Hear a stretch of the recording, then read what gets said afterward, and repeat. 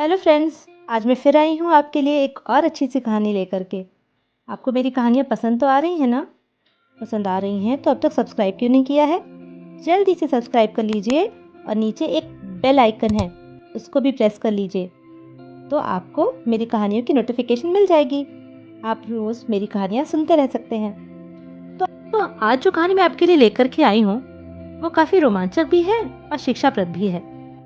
इस कहानी में एक बेटा है जो अपने पिता की बातों को मानता तो है, उसे अपने जीवन में उतारा भी। पिता की कही हुई बातों की गहराई को वो समझ नहीं पाया। बिना सोचे समझे उसके पिता ने शब्दशः जो कहा वही उसको मानता चला गया। तो आइए देखते हैं कहानी में आगे क्या होता है। तो दोस्तों, आज की कहानी का नाम है पिता की सीख। दिल्ली के एक जाने माने व्यापारी थे, सेठ मनोहर दास जी। उनके एक बहुत ही खास मित्र थे, उनका नाम था जानकी दास। अपने व्यापार की हर सलाह वे जानकी दास जी से ही लिया करते थे। जानकी दास जी को व्यापार की गहरी समझ थी। वो सेठ मनोहर दास जी को एक अच्छी सलाह दिया करते थे। पिछले 40 सालों में मनोहर दास जी ने अपना व्यापार कई गुना बढ़ा लिया था। उनकी बड़ी सी फैक्ट्री में हजारों मजदूर काम करते थे। अच्छे व्यापार से अच्छे पैसे कमाकर उन्होंने दिल्ली में एक आलीशान सा बंगला बनाया हुआ था। वहाँ नौकर चाकर भी लगे हुए थे, बड़ी बड़ी अच्छे अच्छे ब्रांड की गाड़ियाँ थीं। मनोहर दास जी की पत्नी का बहुत पहले ही देहांत हो चुका था। उनका एक बेटा था, दुष्यंत, जिसे उन्होंने बहुत लाड प्यार से पाला था। दुष्यंत को सेठ जी ने पढ़ने के लिए इंग्लैंड भेज रखा था। एक दिन अचानक सेठ जी की तबीयत बहुत खराब हो गई। सेठ मनोहर दास जी ने अपने दोस्त को बुलवा भेजा, वही जानकी दास जी। वो तुरंत अस्पताल पहुंच गए। सेठ मनोहर दास जी अपने मित्र से कहते हैं, मित्र, लगता है मेरा अंतिम समय पास आ रहा है। मेरे जाने के बाद मेरे बेटे का ख्याल रखना तुम। जानकी दास जी कहते हैं, ऐसे क्यों बोल रहे हो तुम? जल्दी से ठीक हो जाओगे।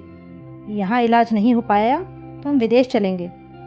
मनोहर दास जी ने कहा, बस दोस्त, मेरा एक काम कर दो, किसी तरह मेरे बेटे को बुला दो, मैं उसे एक बार देखना चाहता हूँ। जानकी दास जी ने बिना देर किए दुष्यंत के आने का इंतज़ाम कर दिया। अगले दिन दोपहर तक दुष्यंत अपने पिता के पास पहुंच गया। उसे देखकर मनोहर दास जी ने चैन की सांस ली। मनोहर दास जी बोलते हैं, बेटा, मैं तुमसे कुछ कहना चाहता हूँ। मेरे जाने के बाद सारा व्यापार तुम्हें ही संभालना है। बेटा, एक बात याद रखना, जब भी किसी ऐसी मुसीबत में फंस जाओ जिसमें से निकलना तुम्हारे बस में ना हो, तो मेरे मित्र जानकी दास जी को याद करना। वे तुम्हें हर मुसीबत से निकाल देंगे। दुष्यंत बोलता है, पापा, आप परेशान मत होइए, आप जल्दी से ठीक हो जाएंगे। आपके सिवा मेरा है ही कौन पिताजी, आप परेशान मत होइए। मनोहर दास जी कहते हैं, बेटा, वो सब तो ठीक है, लेकिन मेरी 3 बातें हमेशा याद रखना, जीवन में बहुत काम आएंगी। दुष्यंत कहता है, कहिए पिताजी। बेटा, पहली बात, कभी किसी गरीब पर तरस मत खाना। दूसरी बात, कभी किसी अमीर से दोस्ती मत करना। तीसरी बात, अंधेरे में घर से बाहर मत निकलना। दुष्यंत ने अपने पिता की बात बहुत ध्यान से सुनी और उसे गांठ बांध दिया।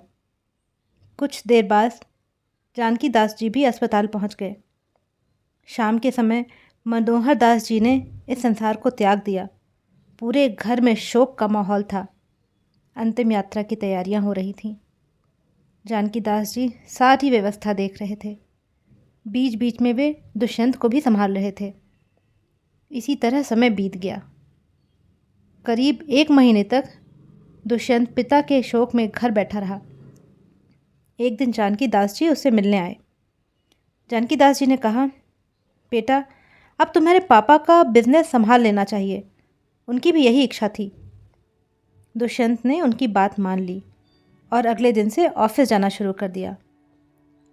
कुछ दिन तक तो जानकी दास जी उसके साथ आते जाते, उसे बिजनेस की सारी बातें सिखाते थे, सारी बारीकियां बताते थे। कुछ दिन बाद दुष्यंत सब समझ गया तो जानकी दास जी ने आना बंद कर दिया। एक दिन दुष्यंत बैठकर सोच रहा था, तभी उसे अपने पिता की 3 बातें याद आ गईं। इसी बीच दिवाली आने वाली थी, मजदूरों को बोनस दिया जाना था। मैनेजर फाइल लेकर दुष्यंत के पास पहुंचा। मैनेजर कहता है, सर ये मजदूरों की बोनस की फाइल है, हम उन्हें 1 महीने का बोनस देते हैं हर साल। दुष्यंत को याद आया, पापा ने तो कहा था गरीबों पर तरस मत खाना। दुष्यंत बोलता है, नहीं, किसी को बोनस नहीं मिलेगा। आखिर ये मजदूर काम करते हैं तो इन्हें हम सैलरी तो देते हैं ना, बोनस की क्या ज़रूरत है। इधर बोनस न मिलने से मजदूर भड़क जाते हैं। अब वे बहुत कम काम किया करते थे, सब इधर उधर समय बर्बाद करके अपने घर चले जाते थे। इससे काम में घाटा होने लगा। इसी बीच बहुत से व्यापारी जो दुष्यंत की कंपनी से माल लेते थे, वे दुष्यंत से मिलने को आते थे। लेकिन दुष्यंत को पिता की दूसरी बात याद थी कि अमीरों से दोस्ती मत करना। इसीलिए वह उनसे ठीक से बातचीत नहीं करता था, उन्हें उल्टा सीधा बोलकर टालकर भगा दिया करता था, जिससे कंपनी को ऑर्डर मिलने कम हो गए। इसके साथ ही दुष्यंत को रात को कहीं जाना होता तो वह अपने साथ 2-3 लड़के लेकर चलता था, जो बड़े से जनरेटर के साथ रथ सजाकर पूरी रोशनी लेकर चलते थे। इससे शहर में जाम लग जाता था। घंटों जाम में फंसे रहने से दुष्यंत परेशान हो गया, वक्त भी बहुत बर्बाद होता था। धीरे धीरे उसका व्यापार घाटे में बदलने लगा। दुष्यंत को तो कुछ समझ में नहीं आ रहा था। वह यह सोचने लगा कि मैं तो अपने पिता की कही हुई बात को ही लेकर के चलता हूँ, उन्होंने जो आज्ञा दी थी उसका ही पालन कर रहा हूँ, फिर ऐसा क्यों हो रहा है। उसको कुछ समझ में नहीं आया। एक दिन उसने जानकी दास जी को बुलवाया। दुष्यंत बोलता है, चाचा जी, मैंने पिताजी की 3 बातों को व्यापार में उतारा, लेकिन फिर भी मुझे घाटा ही हो रहा है। जानकी दास जी के पूछने पर दुष्यंत ने सारी बात उनको बता दी। जानकी दास जी ने कहा, बेटा, तुमने अपने पिता की बातों का गलत मतलब निकाल लिया, चलो मेरे साथ, मैं तुम्हें समझाता हूँ। वे उसे एक रास्ते पर ले जाते हैं। वहाँ कुछ गरीब लोग बैठे थे। पास में ही एक आदमी समोसे और कचौड़ी बेच रहा था। जानकी दास जी बोलते हैं, बेटा, तुम्हारे पापा ने कहा गरीबों पर कभी तरस मत खाओ। इसका मतलब यह है कि अगर आज तुम जाकर गरीबों में अगर तुम समोसे खरीद कर बांट दोगे तो इन्हें बिना मेहनत किए खाने की आदत पड़ जाएगी। कल जब तुम्हारी गाड़ी यहाँ से गुजरेगी तो इन्हें लगेगा कि आज फिर हमें समोसे मिलेंगे। इससे अच्छा है हमें इन्हें काम सिखाना चाहिए। मुफ्त का माल देकर इन्हें निकम्मा और निठल्ला नहीं बनाना चाहिए। इनसे मेहनत करवा करके काम निकालना चाहिए, न कि इन पे तरस खाकर इन्हें भीख देनी चाहिए। दुष्यंत बोलता है, ओ हो, पापा ने इतनी गहरी बात कही थी, मैं समझ ही ना सका। अगले दिन दुष्यंत जानकी दास जी के साथ फैक्ट्री गया। वहाँ जाकर उसने सभी मजदूरों से माफ़ी मांगी और उन्हें 2 महीने का बोनस दिया, जिससे सभी मजदूर बहुत खुश हो गए और मेहनत से काम करने लगे। इसके बाद वे ऑफिस में आकर बैठे। जानकी दास जी ने कहा, बेटा, तुम्हारे पिता ने कहा कभी किसी अमीर से दोस्ती मत करना। इसका मतलब था कि व्यापार सबसे करो, लेकिन सबसे दोस्ती मत करो, क्योंकि अगर इनसे तुम दोस्ती करोगे तो ये तुम्हारे सारे राज निकलवा लेंगे। तुम्हारे सारे बिजनेस सीक्रेट इनको पता चल जाएंगे। कहाँ से कच्चा माल लाते हो, कितने का बनता है, कैसे बेचते हो। साथ ही ये तुम्हें बुरी आदतों जैसे शराब, जुआ आदि की लत लगवा देंगे। इसीलिए इनसे बचने को कहा था कि इनसे मित्रता मत करना। दुष्यंत कहता है, लेकिन चाचा जी, मैंने तो सबको भगा दिया।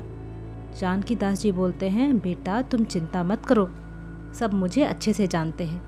मैं कह दूंगा पिता की मृत्यु के कारण बच्चा दुखी था। कुछ दिन हम थोड़ा सस्ता करके माल बेच लेंगे, सब वापस आ जाएंगे। दुष्यंत बोलता है, चाचा जी आपने मुझे सच में बचा लिया, अब तीसरी बात भी बता दीजिए। मैं शाम को जब भी कहीं भी जाता हूँ हमेशा फंस जाता हूँ। तो जानकी दास जी ने हंसते हुए कहा, बेटा तुम्हारे पिताजी ने कहा था अंधेरे में घर से मत निकलना। इसका मतलब था कि शाम को जब तुम ऑफिस से घर आओ तो अपने घर वालों के साथ समय व्यतीत करो, घर का खाना खाओ जिससे तुम्हारी सेहत अच्छी रहे। तीसरी बात, तुम्हारे पास बहुत पैसे हैं, बहुत धन दौलत है। रात के अंधेरे का फ़ायदा उठाकर गुंडे बदमाश तुम पर हमला कर सकते हैं बेटा, तुम्हें नुकसान पहुंचा सकते हैं, तुम्हें चोटिल कर सकते हैं। दुष्यंत को अब अपने पिता की बातों की गहराई समझ में आ गई थी। वह उनके बताए हुए रास्ते पर चलने लगा। कुछ ही समय में उसका व्यापार पहले से भी अच्छा चलने लग गया। इधर जानकी दास जी ने एक अच्छी सी लड़की देखकर दुष्यंत का विवाह करा दिया गया। तो इस कहानी से हमें क्या सीखने को मिलता है? हमारे बड़े बुजुर्ग जो हमें सिखा करके गए हैं, उनकी शिक्षाओं को ठीक से सोच समझ करके अपने जीवन में उतारना चाहिए। उनके दिए हुए मार्गदर्शन से हमें सीख लेनी चाहिए। उनकी बातों का कभी अनादर नहीं करना चाहिए।